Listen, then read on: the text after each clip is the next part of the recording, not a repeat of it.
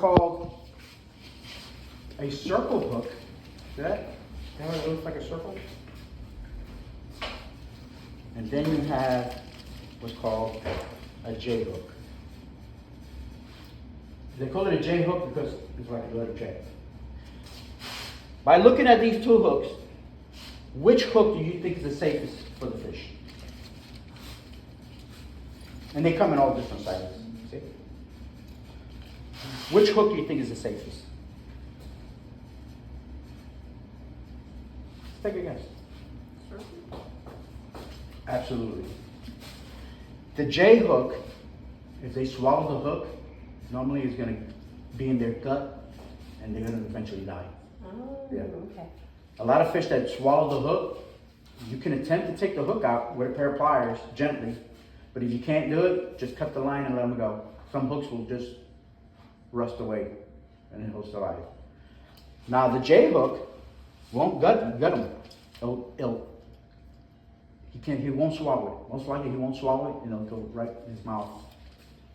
So these are the safest hooks for fishing, for the little fishies. And they have those in different sizes?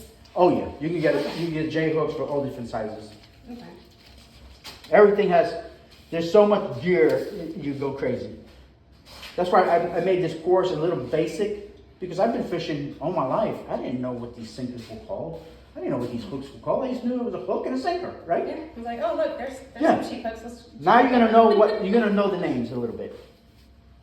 Split shot. Oh. You ever heard that? Split shot? You know what a split shot is? Split shot is these little itty bitty things, right?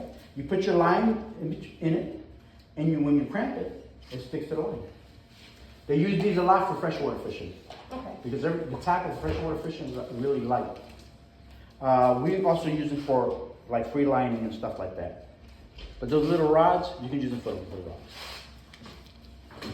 So when do you use those? What is it for? For the weight, Oh, okay. for the weight of the rod Okay. to cast. Okay, cool. Then you have barrel sinkers. These are the best. These don't get hung up.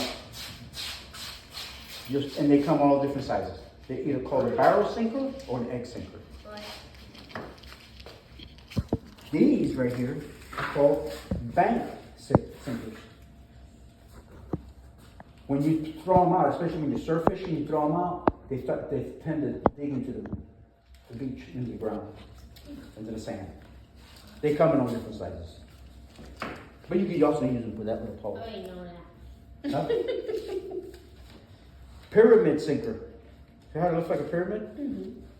This also too is used for like surf fishing on the beach because this will dig down into the sand. What do you think this is called? Watch.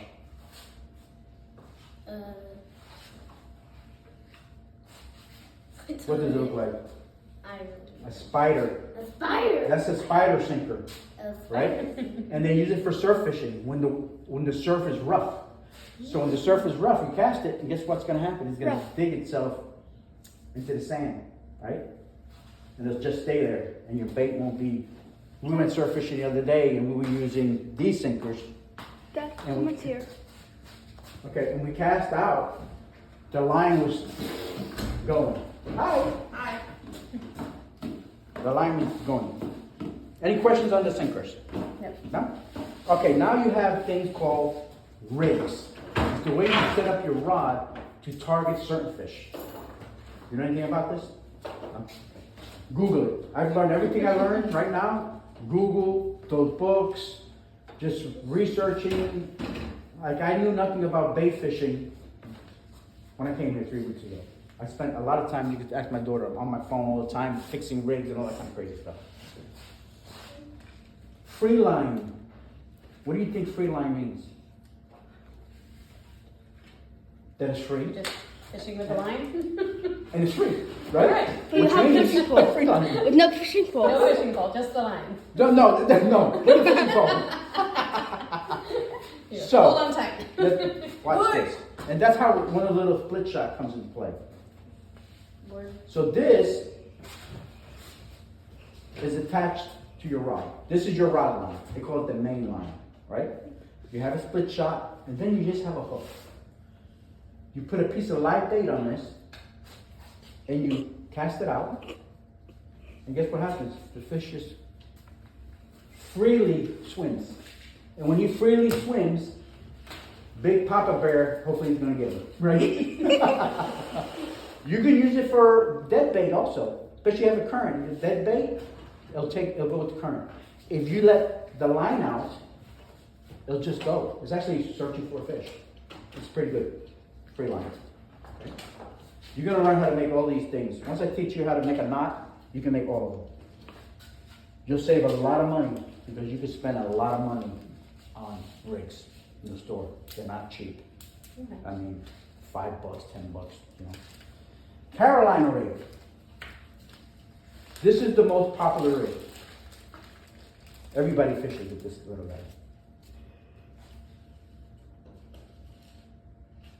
And all these little rigs, I made myself. Okay, so this is the main line. You have, what kind of sinker is that?